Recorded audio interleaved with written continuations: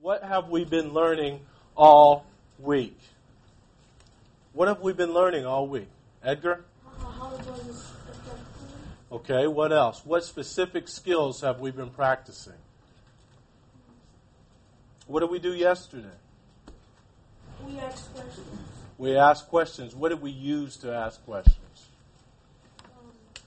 Use the FQR chart. We used an FQR chart. And what is an FQR chart? Fact, questions, and response. Facts, questions, and response. And that's another thing that good readers do. They use graphic organizers to map their thinking. Thank you very much, Edgar. Let's not forget, we determine what's important by doing a number of things. And one of the easiest ways for us to do this with nonfiction text and fiction text is to figure out the facts. How are we going to figure out the facts when you get your articles? What can you do? Underline. Underline. What else? We can reread over stuff, but what are you going to actually do to the article? Araceli? You can infer. Infer meaning. Can we write down our inferences? Yeah, write down our facts. What is something that we use sometimes, but I didn't want us to use them yesterday because sometimes we like to do it too much. Imani, go ahead. Go ahead. Highlighters. So, instead of using your highlighter today, I want you to concentrate on pen and pencil. I like the highlighters too. If you have one at your desk, you can use one. But I'm going to tell you, I thought you did a much better job without the highlighters yesterday of locating your facts, because I think you were more focused on the actual facts than, the beautiful colors of the highlighters. So let's kind of focus on that again today. Okay, let's remember our focus. Let's not forget, yesterday you read A New Noah's Ark, and some of the facts that we got from that. Gars are endangered species found in Asia. And so that was a fact that you wrote down here. And then a question that we had about that are, why are gars endangered? Could a cow become endangered in America too? Because it looked just like a cow, didn't it? How could a cow become endangered? But it only had horns. And then we put, wow, I never knew. In our response column, we responded to our question and our fact. I never knew that a gar looks just like a cow or a bull. Another thing that we didn't have a fact to, we had the question is, what is a clone? And we didn't really respond to that yet, but what is a clone? It's like where you make more of you, like more of yourself.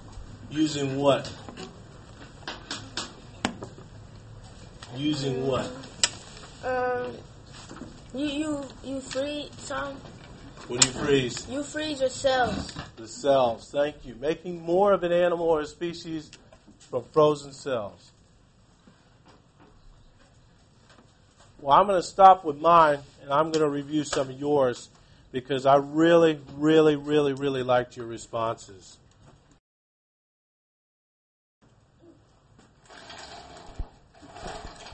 This is Christopher's again, and I know, Christopher, it sounds like I'm calling your name a lot, but you really did an all-star job on this article yesterday.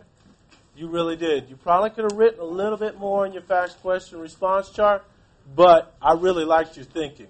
And that's what we really want you to do, is just think about the text. He wrote up here, can you clone something? He circled some of his facts up here. And he also underlined, what happens when a species becomes endangered or when it becomes extinct? When a species disappears, it's usually because the habitat was destroyed. That's a fact. That's a very important fact. And then obviously he went to the little caption area here, which is not a timeline. I could see how you would get confused because there are dates in here. But even timelines have what? Facts. Facts. So even though she wasn't that far off, at least she was focusing on what's important from the text. Okay? And he underlined the part in 1973 there were 400 gray wolves in the lower 48 states. He could have kept underlining, thanks to government programs, about 3,500 gray wolves now live in 8 states. And my question to that would be, I wonder if cloning helped these gray wolves out. Let's see what Chris wrote in his chart. Here are some of his facts that he underlined. Here they are. Very good, Chris. Questions. Why do scientists freeze them? And I'm thinking you're thinking about cells. So maybe you need to add that, okay, to map. I know you know that. What kind of species is he freezing? And I think this is in regard to the guy at the zoo. That's very good as well. And how did the habitat get destroyed? That's a good question. Let's see some of his responses to these. Wow, I can't believe that they're going to have I think you mean have frozen zoo animals, or make zoo animals from frozen cells. And wow, there must be a lot of gray wolves around these days. And you're right, there must be, because to go from 400 to 3,500, that's a huge increase, isn't it? So I like the way you respond to that, and that's why I pulled your article from yesterday. I'm going to give you guys a chance to talk. I tend to do that sometimes, talk way too much. Here you go.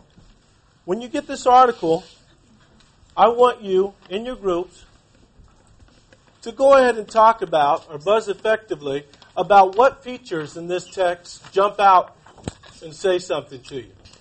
What do you see? What do you notice? When you get it, start buzzing effectively with your group.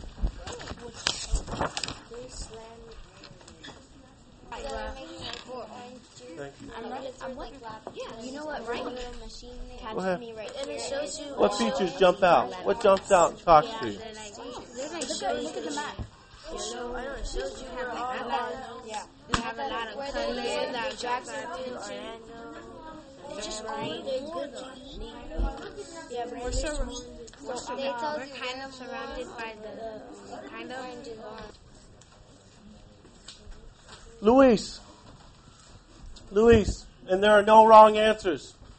Luis, what jumps out to you when you just look at it? You see the picture of the oranges. It could have something to do with oranges, right? That jumps out at you. Good, Luis. Jamal. So you're thinking you have a question, maybe this is about where oranges come from? Okay, that would be a good question to have while you're reading this text. That would be a good question to start off with, too. Araceli?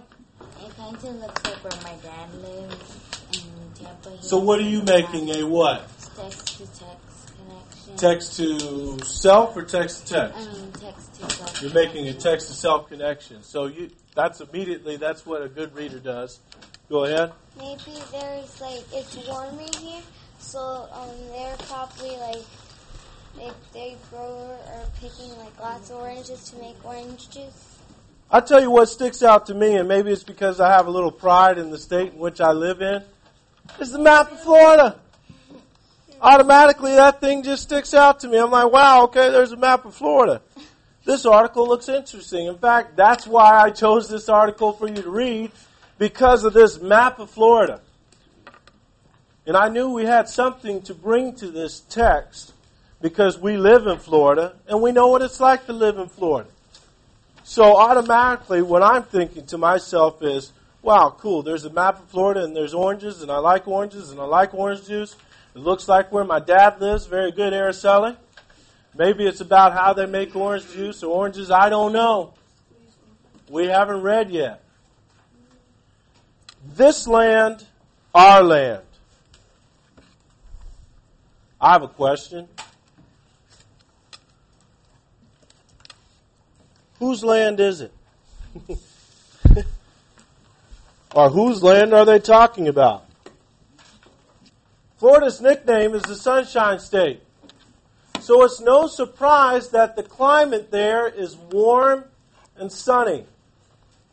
The main reason for this balmy weather, Florida is the southernmost state in the continental U.S. year-round. Warm weather is why many people come to Florida. What can I do? You got it before I even said the question. What? What did we just find?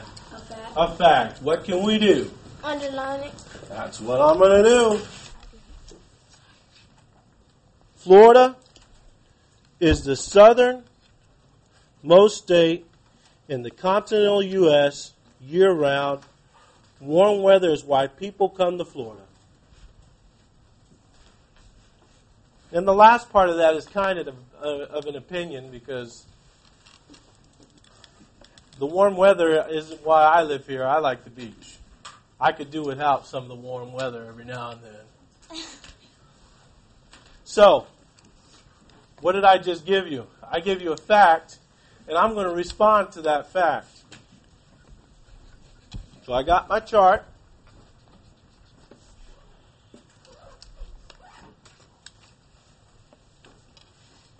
I can do a number 1 here if I want to, or an asterisk. Florida is the southernmost state. Here's my question. What about Texas and California? Don't those go far down south? And both of those states meet up with Mexico. What about Texas and California? They both border Mexico.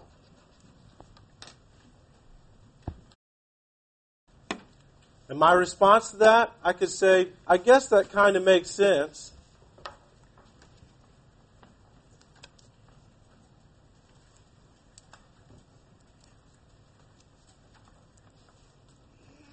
We are close to what? What imaginary line are we close to? Equator. We're close to the equator. We are close to the equator. That's why it's hot here. There are beautiful beaches. And what did you say? And it never snows. Well, actually, maybe this one time when I was a kid, but it doesn't snow here, I tell you that. Oh, you was born when it snowed? And it never... 1990s. How about I say it usually never snows?